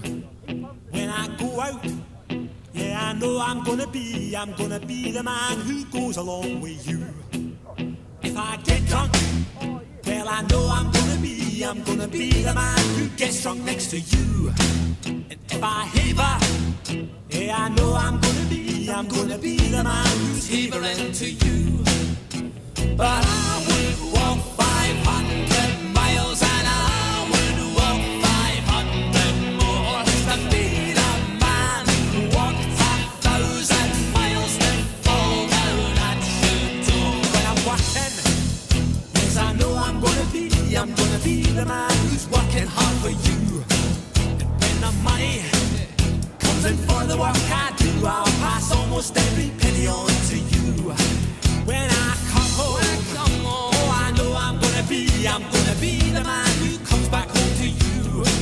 And if I broke, well, I know I'm gonna be the man who's growing older you. But I would walk 500 miles and I would walk 500 more just to be the man who walks 1,000 miles to fall down at your door.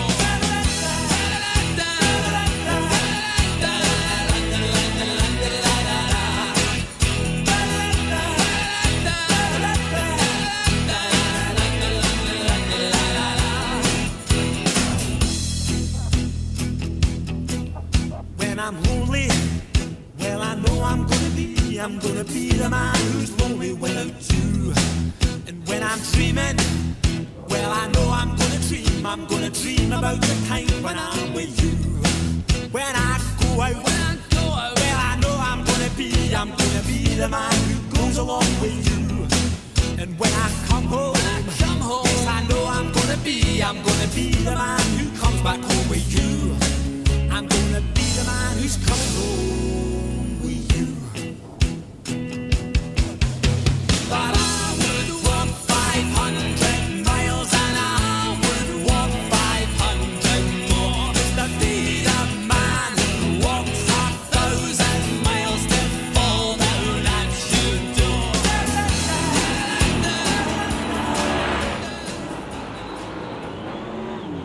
All right, here we go. Another run on track for half a dozen of these cars. And a lot of cars on trailers, none on the dummy grid, so this could be it for the night.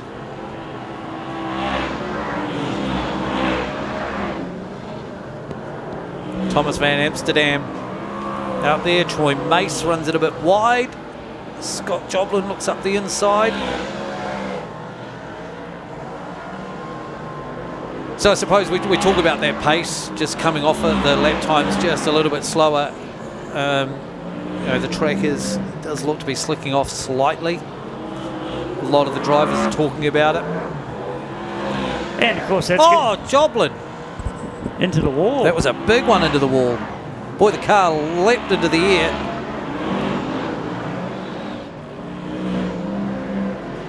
But I mean, these guys will be learning about that because it's going to do it even more so tomorrow night with 120 cars here, and then it's going to do it again on Saturday night as well.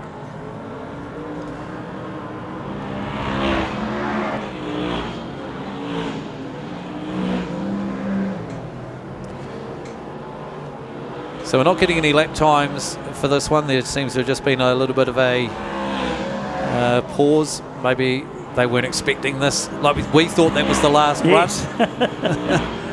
But then all of a sudden there were more cars out on the track. Problems for the 7H of Thomas Slater. He's circulating on the pole line. Maybe getting in some practice for Heat 3. Maybe. He won't be popular if he practices by dive bombing somebody.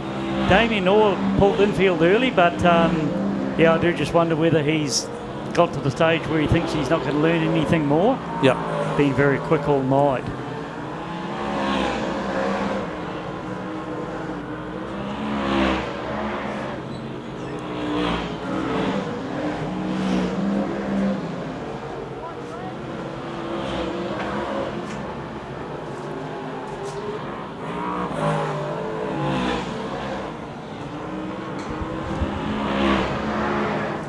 So still circulating, and Slater back on the pace now with Van Amsterdam right in behind him, but the checkered flag drops. It's Tom Cooper crosses the line. Just had the confirmation, they cut the lap scoring on that one from downstairs, so obviously all top secret. Here we go. I thought we were going to get a replay. Just Joblin wide. Tell and Paul just to wrap his bit and then we'll wrap our bit. Club it into the concrete wall.